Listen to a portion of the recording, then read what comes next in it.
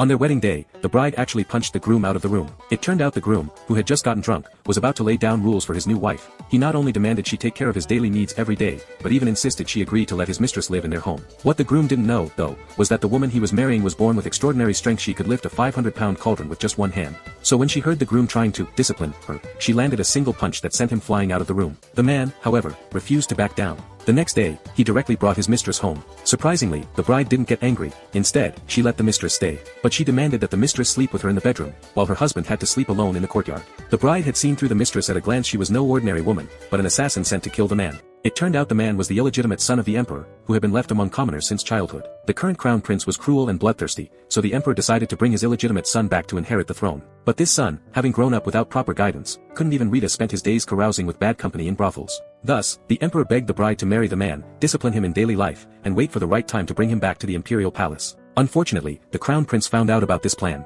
Determined to fight for the throne, he immediately sent an assassin to kill the man, and the mistress the man had brought home was exactly that assassin. As expected, the next day, the mistress brought a bowl of ginseng soup laced with poison for the man to drink. But the bride noticed something was off. She immediately pulled out a silver needle and dipped it into the soup. In the next second, the needle turned pitch black. Realizing her cover was blown, the mistress tried to flee at once, but the man grabbed her leg. However, he was kicked to the ground by the mistress in the next moment. When the bride chased to the door, the mistress had already vanished without a trace. Just as the two thought they were safe, the assassin returned and set fire to the man's house. The man narrowly escaped, but his adoptive parents were trapped inside. Desperate, the man doused his body with water and rushed into the burning house to save his adoptive father. When he learned his adoptive mother was still in the room, he charged back in again. Watching her husband act so bravely, the bride also soaked her body and ran into the fire to help. Just as the man picked up his adoptive mother and was about to rush out, a heavy piece of wood came crashing down toward him. At this critical moment, the bride rushed over in time to catch the wood, buying her husband enough time to carry his adoptive mother to safety. 3 minutes later, though, the bride's strength gave out. She was crushed by the heavy wood and injured her leg, losing the ability to escape the burning house.